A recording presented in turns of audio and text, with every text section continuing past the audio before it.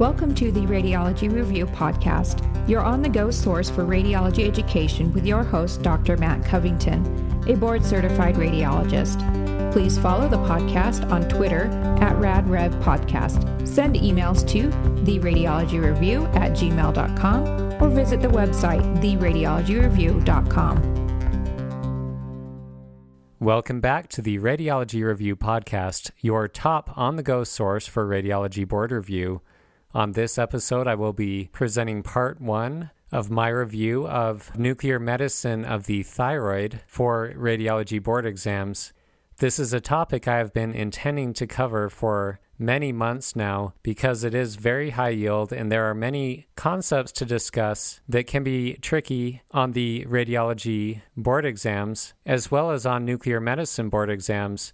So my hope is that this episode will clarify important concepts of thyroid diseases on nuclear medicine studies, as well as nuclear medicine therapy for thyroid cancer, Graves' disease, toxic multinodular goiter, and autonomous solitary hyperfunctioning thyroid nodule. We will get to the therapy piece on the next episode, so stay tuned for that. Otherwise, remember that you can follow at RadRevPodcast on Twitter or Instagram to get near daily tips and suggestions on radiology physics. At least that is what I've been posting lately. Finally, after I've posted these episodes on nuclear medicine for thyroid diseases, I will make a free downloadable study guide available on my website, theradiologyreview.com. You can find that study guide and other study guides available for free download there. Without further ado, let's get into the questions and answers for this episode. First question, what are the energies and half-lives of iodine 123 and iodine 131? Iodine 131 has an energy of 364 keV and an 8-day half-life. Remember that iodine 131 is the beta emitter and therefore the therapeutic agent. Iodine 123 has an energy of 159 keV and a 13-hour half-life. Notice that both the energy and the half-life are much closer to that of technetium. With I-123, we have a 159 keV energy, technetium is 140 keV, and iodine 123 has a 13-hour half-life compared to the 6-hour half-life of technetium. As we know, technetium is essentially the ideal agent for many nuclear medicine studies due to both the energy and half-life, because iodine 123 more closely approximates technetium in those respects compared to iodine 131, I-123 provides superior image quality. However, iodine 123 cannot be used for therapy and is typically more expensive than iodine 131 because it is cyclotron produced, whereas I-131 is a byproduct of a nuclear reactor. One thing to point out is that iodine 131 can be used for imaging. It is not solely a therapeutic agent, but when we are imaging with I-131, our doses are much, much smaller than that which we use for therapeutic purposes. I will cover that in more detail on the next episode. Next question, true or false? Thyroid uptake can be seen with free technetium. The answer is true. In fact, technetium pertechnetate, which is the same thing as free technetium, is one agent that can be used for certain types of thyroid imaging. Remember that classic regions for free technetium uptake include salivary glands, the thyroid, and gastric uptake.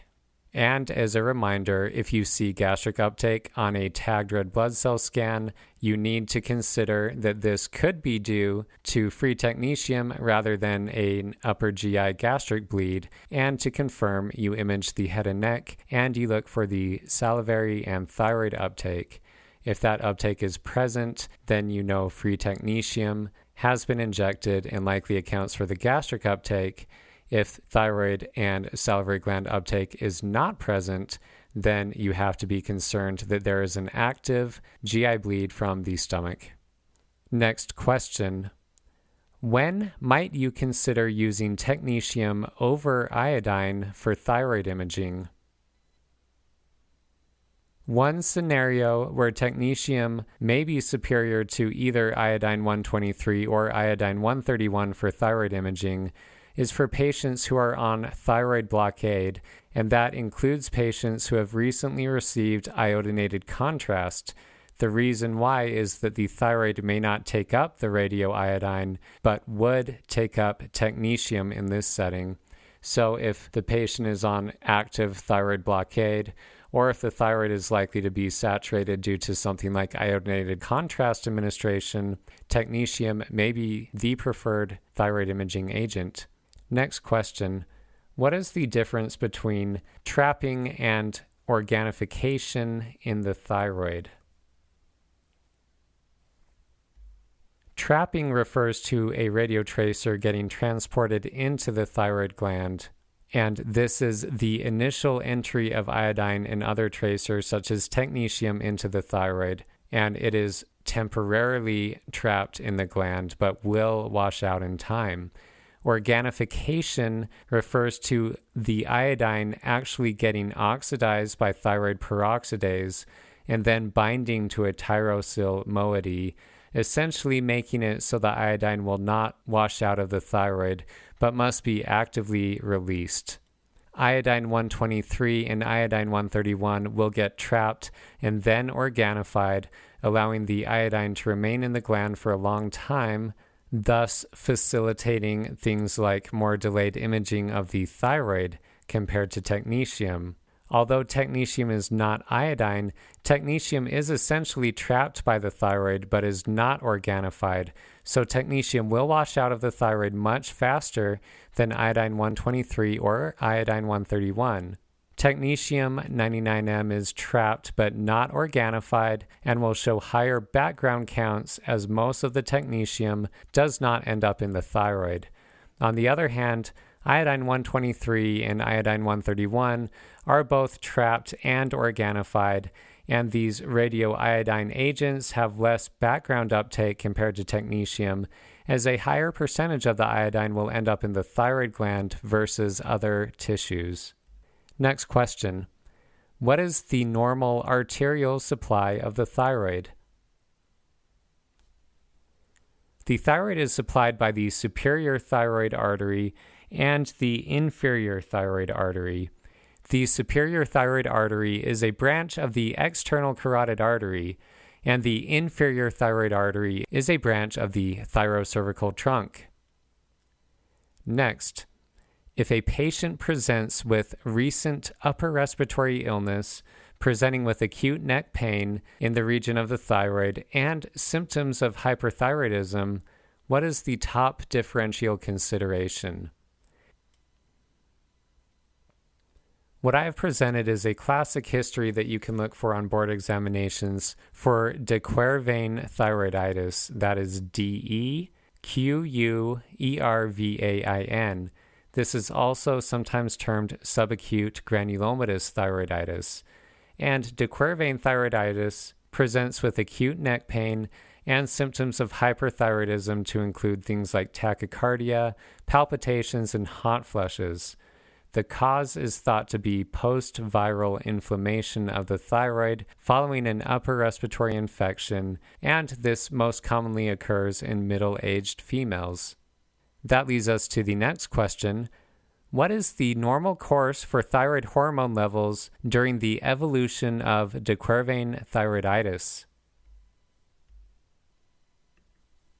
First, with de Quervain thyroiditis, you expect thyrotoxicosis or high thyroid levels, as the thyroid gland is inflamed and thyroid cells are essentially being damaged. They release the thyroid hormone into the bloodstream. So initially with de Quervain's thyroiditis, you have the acute and sometimes largely unregulated release of thyroid hormone into the bloodstream, therefore causing thyrotoxicosis. After that initial release, a patient often becomes hypothyroid, where thyroid hormone levels are too low, as the thyroid becomes depleted of the normal thyroid hormone. And finally, most patients will return to a euthyroid state. So de Quervain thyroiditis is self-limiting. Next question. Is radioiodine uptake in the setting of de Quervain thyroiditis expected to be high, normal, or low? The answer is that in the setting of de Quervain thyroiditis, low radioiodine uptake is expected. And if you have a low radioiodine uptake in a hyperthyroid patient, that should really make you think of de Quervain thyroiditis, especially if they have given you other clues in terms of the clinical situation with a recent viral infection and perhaps a painful thyroid. The physiologic mechanism for the low radioiodine uptake is that the bloodstream is being bombarded with thyroid hormone, and the body's natural release of TSH will be suppressed, and the thyroid will essentially be turned off in terms of the endocrine feedback loop, but the inflammatory state will nonetheless be releasing that thyroid hormone.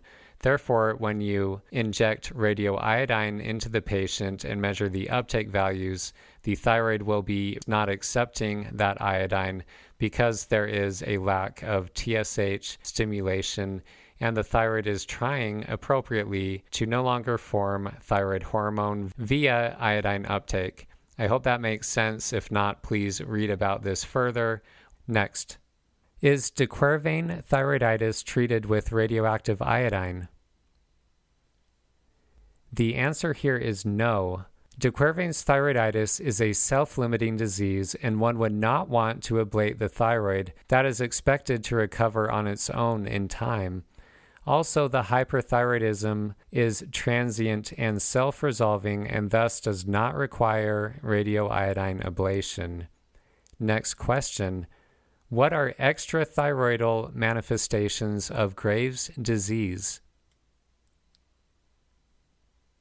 Some of the extrathyroidal manifestations of Graves' disease you should know include things like Graves' ophthalmopathy, which should make you think of proptosis or exophthalmos, with enlargement of the extraocular muscles in the orbit, which in order of higher frequency first involves the inferior rectus, then medial rectus, then superior rectus, then lateral rectus, and lastly oblique muscles. And the mnemonic I think you should know for that is I am slow. Please look this up or download my study guide if that is something you need to study further. Other extrathyroidal manifestations of Graves' disease include pretibial myxedema, which is also termed thyroid dermopathy, as well as thyroid acropathy. Thyroid acropathy can include things like finger clubbing or swelling, periosteal reaction in the extremities, and so forth. And of course, extrathyroidal manifestations of Graves' disease include all of the classic symptoms of hyperthyroidism, including things like palpitations. Next question. What antibodies are classically associated with Graves' disease, and what antibodies are classically associated with Hashimoto thyroiditis? This is something I would frequently confuse myself when studying for the ABR core exam, so let's review. For Graves' disease, you are expecting TSH receptor antibodies. For Hashimoto thyroiditis, you are expecting thyroid peroxidase antibodies, which are sometimes abbreviated as TPO, thyroid peroxidase antibodies, as well as antithyroglobulin antibodies. So both of those can be associated with Hashimoto's. I believe there's a slightly higher association between Hashimoto's and thyroid peroxidase antibodies. And with Graves' disease, remember, you are talking about TSH receptor antibodies. Next question. What is the nuclear medicine appearance of Graves' disease on a thyroid scan? Regardless of whether imaging is performed with Technetium 99M or with I-123 or I-131, the thyroid in this setting of Graves' disease will appear as an enlarged thyroid gland with homogeneous increased activity. Remember to look for the pyramidal lobe centrally, projecting about the superior aspect of the thyroid gland at midline above the isthmus. A normal-sized thyroid with normal uptake often does not show the pyramidal lobe, and the pyramidal lobe may be seen in something like 10% of normal thyroid glands, but is seen in roughly half of all thyroid glands with Graves' disease. So again, expect for classic imaging manifestations of Graves' disease on a thyroid scan to see homogeneous increased uptake within an enlarged thyroid, and they may also show you the pyramidal lobe as an extra clue. If you don't know what that looks like, please do a quick image search and look that up. Next question. What is the classic clinical presentation of a patient with Hashimoto thyroiditis? A classic clinical history for a patient with Hashimoto thyroiditis would be a middle-aged female presenting with symptoms of hypothyroidism and possible goiter. Note that neck pain is not classic for Hashimoto thyroiditis, and a history of a painful thyroid should lead you towards de Quervain's thyroiditis, as we have discussed. Hashimoto's thyroiditis is classically on board exams not painful.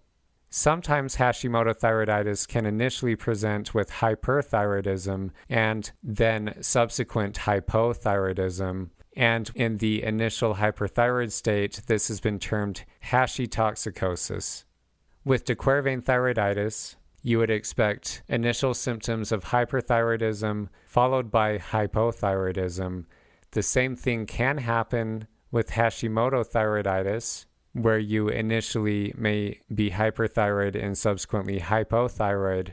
On the other hand, with Graves' disease, you expect hyperthyroidism, as long as that Graves' disease is active. Next question.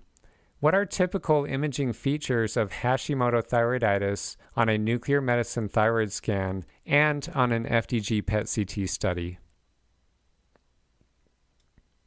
On a nuclear medicine thyroid scan, early Hashimoto thyroiditis would show increased uptake that can look similar to Graves' disease. After that initial hyperthyroid state, termed hashitoxicosis, resolves, you would later expect the classic appearance of an inhomogeneous thyroid with focal cold areas. So again, with Graves' disease, you expect homogeneous uptake throughout an enlarged thyroid. With Hashimoto's thyroiditis, initially it can look very similar to Graves' disease with that diffusely increased uptake, but later on you would expect classically to now see inhomogeneous, or in other terms heterogeneous uptake with focal cold areas. On an FDG PET-CT study, one would expect diffuse uptake throughout the thyroid gland due to the inflammatory nature of Hashimoto thyroiditis. Any focal hotspots where you see focal FDG uptake would raise suspicion for possible malignancy, and that leads us into the final question for this episode. What malignancy is most classically associated with Hashimoto thyroiditis on board exams?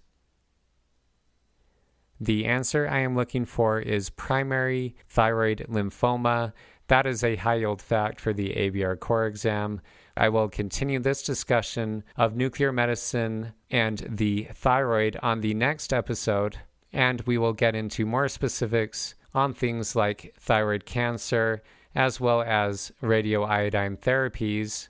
Remember, after I have posted these episodes on the thyroid, that I will make a free downloadable study guide on these topics available on my website, theradiologyreview.com, so check that out. Keep up the good work and study hard. Remember, you have to study really hard to succeed on radiology board exams, so prepare to succeed. I will catch you on the next episode. Content of this podcast is provided for informal educational purposes only for radiology trainees and radiologists. Medical practitioners, please make your own independent assessment before suggesting a diagnosis or recommending any course of treatment. This podcast should not be used for self-diagnosis or self-treatment and is not a substitute for independent professional medical care. Please consult your own physician regarding any diagnosis, imaging interpretation, or course of treatment.